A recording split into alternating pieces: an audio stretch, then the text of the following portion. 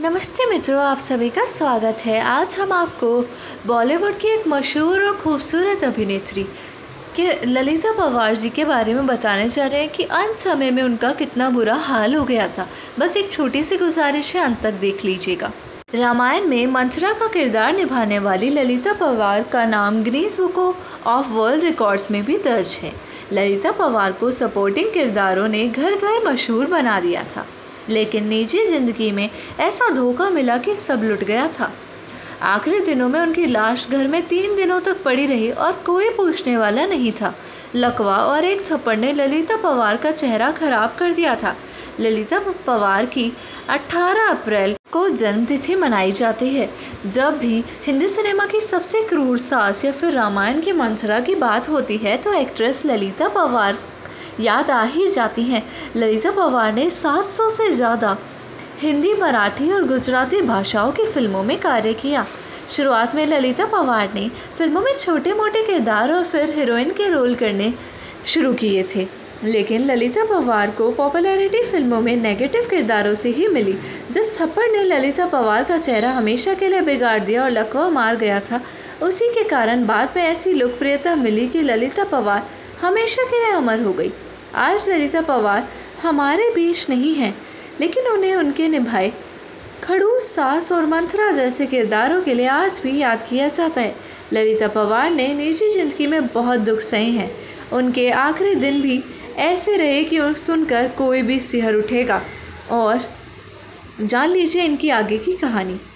ललिता पवार ने 9 साल की उम्र में एक्टिंग करियर शुरू कर दिया था। 18 अप्रैल 1916 को जन्मी ललिता पवार एक अमीर परिवार से थी। पिता लक्ष्मण राव शगुन सिल्क और कॉटन के कारोबारी थे, लेकिन एक्टिंग के शौक के कारण उन्होंने काम शुरू कर दिया था।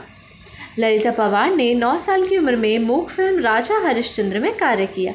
इसके बाद 40 के दशक तक कई फिल्मों में लीड रोल किए। लीड रोल के बावजूद ललिता पवार को मनचाही सफलता नहीं मिली थी, और हालांकि वह इस बात से संतुष्ट थी कि काम मिल रहा है और 4 पैसे कमा पा रही हैं।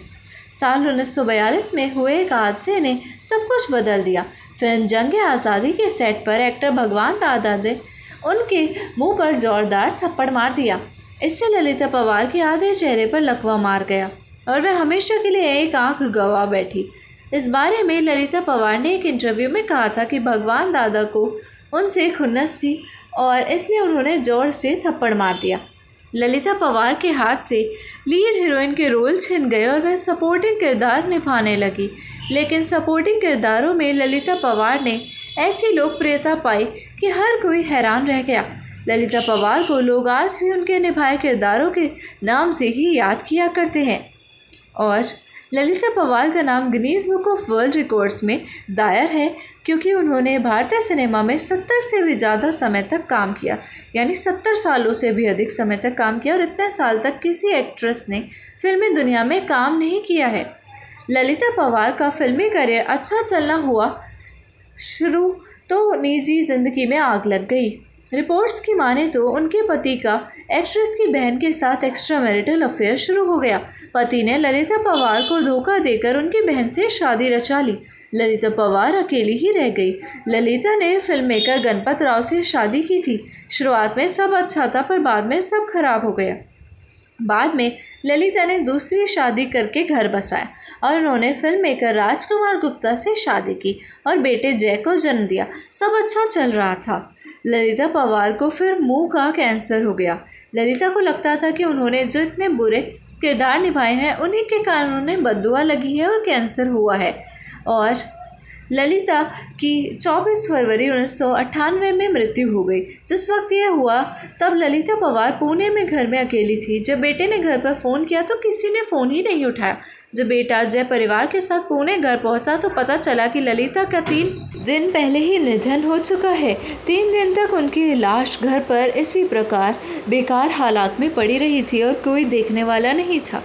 और फिर उनके बेटे ने आकर उनकी अस्थियों को दाह किया और उनका दाह क्रम भी किया। आप सभी का वीडियो को देखने के लिए धन्यवाद और आभार।